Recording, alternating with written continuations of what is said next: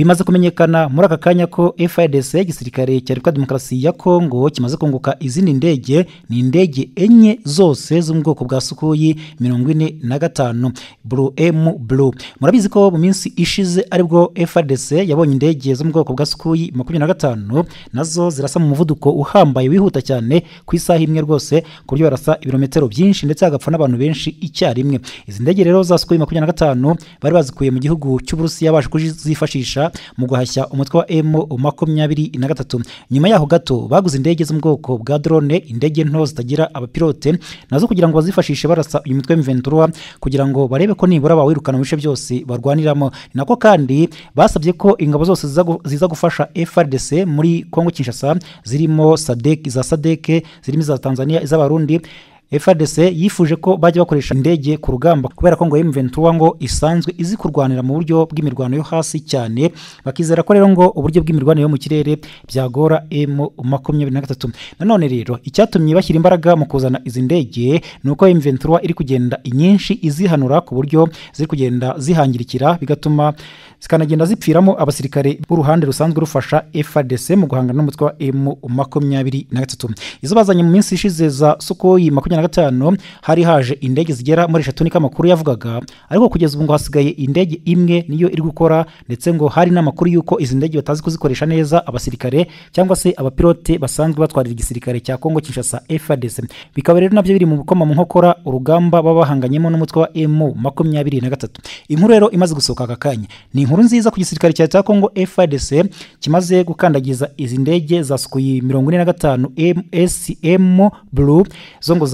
ngo zaje zamaze kugera ku kibuga mpuzamahanga cya Njiri, ndetse ngo zagezeho mu masaha make ashize. Izi ndege zose uko ari enye FARDC igiye kuzifashisha muri iyi minsi kureba ko ngo nibura M23 yacika intege mu mugambi ifite wo kuba yafata umujyi wa Goma. Niko FARDC igisirikare cya Kongo Kinshasa gitangaza, kiravuga yuko ngo iyo kitegereje neza gisanga M23 ifite ingamba zo kuba isaha n'isaha yafata umujyi wa Goma. Bikagendana n'uko ngo ubungubu umujyi wa Goma wegereye umujyi wa Sake, n'ubundi M23 imaze iminsi bivuga ko yawufashe ibice byawo 98% byose biri mu maboko y'uyu mutwe wa M23. Bigatanga icyoba gikomeye cyane kuri Perezida Felix Antoine Tshisekedi uyobora Kongo Kinshasa, ahavuga yuko ngo arebye nabi yakisanga uyu mujyi wa Goma wamaze kujya mu maboko y'izi nyeshyamba za M23. Ndetse mu minsi ishize ahubwo Perezida Tshisekedi yari yateguye inama igitaraganya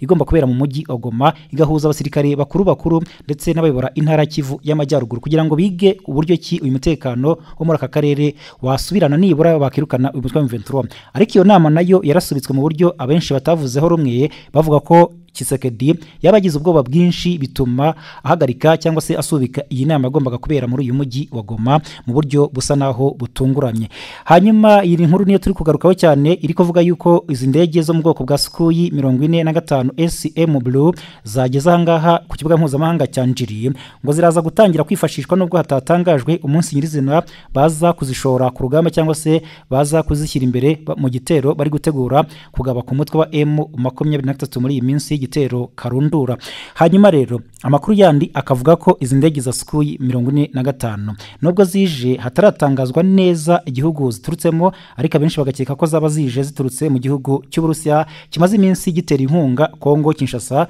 Muri iyi minsi abenshi bavuga yuko cyaba gifite wenda ikindi runaka, indi nyungu runaka gikurikiye. Aya makuru rero aje mu gihe imirwano ikomeje gufata indi ntera, ikomeje gukaza umurego, ndetse binavuga yuko FARDC iretse gutakaza indege zayo eshatu ziburiye mu kirere cya Sake mu minsi ishize, zanapfiriyemo abasirikare bagera kuri 4 bose bari ku rwego rwo hejuru bo mu gisirikare cya FARDC, ndetse harimo n'ingabo za SADC zaje gushyigikira igisirikare cya leta ya Kongo FARDC mu guhangana n'umutwe wa M23 muri iyi minsi usa naho ari wo uri imbere ku mirongo y'urugamba. Ni amakuru rero azasanga nanone kuba M23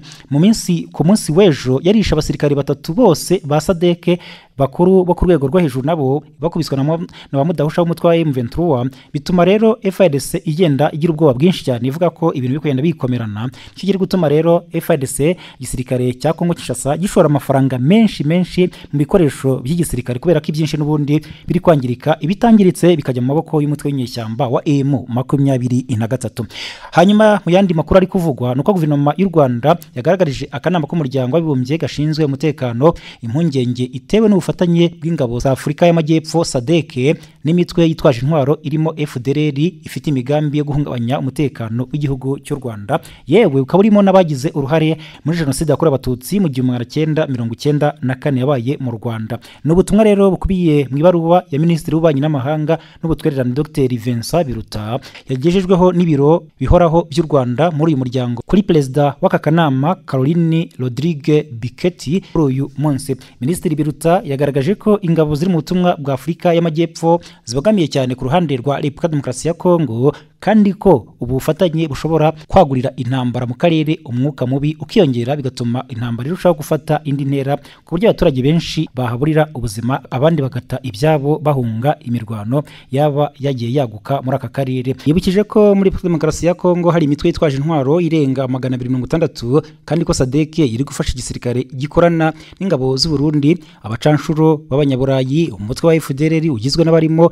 abajenosideri n'imitwe ikomokaho irimo n'iyimitse ingengabitekerezo ya jenoside igize ihuriro rya Wazalendo. Ati Samilidese, ingabo za SADC muri Kongo Kinshasa iri gukorana n'iyi mitwe y'abagizi ba nabi mu kurwanya M23 yifatanyije na leta ya Kongo Kinshasa yahisemo gukemura amakimbirane ikoresheje imbaraga za gisirikare irenga ku myanzuro ya Nairobi na Rwanda. Minisitiri Biruta yamenyesheje perezida w'akanama Karoni gashinzwe umutekano ko imirwano muri Kivu y'Amajyaruguru yafashe intera nyuma y'aho perezida wa Repubulika Demokarasi ya Kongo n'u Burundi batangarije ku mugaragaro ko bazatanga ubufasha mu gukuraho ubutegetsi bw'u Rwanda. Yagaragaje ko u Rwanda ruhangayikishijwe n'aya magambo y'abakuru b'ibihugu by'abaturanyi n'ibikorwa by'urugomo n'ubwicanyi bikomeje gukorerwa abavuga ikinyarwanda barimo abanyekongo mu bwoko bw'abatutsi n'abanyamurenge. Intumwa y'umunyamabanga mukuru ushinzwe amahoro Jean Pierre Lacroix iherutse kugirira uruzinduko muri Kongo Kinshasa yizeza ubutegetsi bw'iki gihugu ko abakanama Karoni gashinzwe umutekano kazareba uko MONUSCO yazaha ingabo za SADC ubufasha burimo ibikoresho. Iyi MONUSCO nyine ubutumwa bw'umuryango w'abibumbye Loni muri Kongo Kinshasa, ndetse kuri ubu ngubu yanongereye ibikoresho mu guhashya umutwe wa M23. Minisitiri Biruta yagaragaje ko ubufasha bwa MONUSCO ku ngabo za SADC iz'u Burundi na FDLR bwashyira Loni mu mwanya wo gukora nabi, kuko yaba yifatanyije na leta ya Kinshasa mu mugambi wo gutsemba abanyekongo abatutsi no guhungabanya umutekano w'u Rwanda, cyane cyane n'abavuga ururimi rw'ikinyarwanda nyine n'abo mu bwoko bw'abatutsi. Ati mu kwifatanya no gufasha ingabo zirimo Samilidese, yagize ati mu kwifatanya no gufasha ingabo zirimo Samilidese, FDNB na FDLR Loni yaba ikorera mu mwanya udakwiye, kandi byatuma ifasha ihuriro ry'izi ngabo rifite umugambi umwe wo gutsemba abanyekongo abatutsi murasazuba bwa Kongo Kinshasa, kandi yanatangaje umugambi wo guhungabanya u Rwanda. Guverinoma y'u Rwanda ihamya ko aya makimbirane akomeje bitewe n'uko umuryango mpuzamahanga wirengagije nkana imizi yayo iri mu bufasha buhabwa imitwe y'abajenosideri muri Kongo Kinshasa, kwanga gusubiza ugutakamba kw'abanyekongo bavuga ikinyarwanda leta ya Kongo Kinshasa, cyane cyane abatutsi, no kwanga gucyura ibihumbi amagana n'amagana by'abanyekongo bari mu karere. Minisitiri Biruta rero yamenyesheje perezida w'akanama Karoni gashinzwe umutekano ko guha ubufasha ingabo za Kongo n'izindi byifatanya bituma ubutegetsi bw'iki gihugu burenga ku byemezo byo gukemura aya makimbirane mu mahoro. Yasabye ko aka kanama kakwemera ubusabe bwo guha ihuriro ry'ingabo za leta ya Kongo ubufasha, ahubwo kagasaba ubutegetsi bw'iki gihugu kubahiriza imyanzuro y'amahoro yafatiwe mu biganiro byabereye i Nairobi Rwanda muri Angola, asezeranya ko u Rwanda ruzatanga umusanzu mu gihe uzakenerwa. Ku magambo gashoza ntambara yatangajwe na perezida wa Kongo Kinshasa n'u Burundi, Minisitiri Biruta yamenyesheje Caroline Bikete ko u Rwanda ruzakomeza gufata ingamba z'ubwirinzi hagamijwe gukumira umugambi wabo wo gukuraho ubutegetsi bwarwo n'ibitero imitwe y'abajenosideri yagambirira kugaba mu Rwanda. Mu gihe kandi perezida wa Angola João Lourenço yatumije inama y'ibihugu mu karere ka Afurika y'Iburasirazuba n'ibigize umuryango wa Afurika y'Iburasirazuba EAC yiga ku mutekano mu burasirazuba bwa Kongo. Ubutumire yabutangiye mu nama y'umuryango wa Afurika yunze ubumwe AU iri kubera ku cyicaro cyawo i Addis Ababa muri Ethiopia. Ko byagenze umwaka ushize, iyi nama ishobora gukurikira iya AU AU uyu munsi ikayoborwa na Perezida João Lourenço. Perezida Lourenço ni umuhuza w'akarere k'ibiyaga bigari washyizweho na Afurika yunze ubumwe, niwe kandi ukurikiranira hafi ishyirwa mu bikorwa n'imyanzuro ifatiwe i Rwanda muri Angola isaba imitwe yitwaje intwaro kuzirambika hanyuma abayigize bagasubizwa mu buzima busanzwe.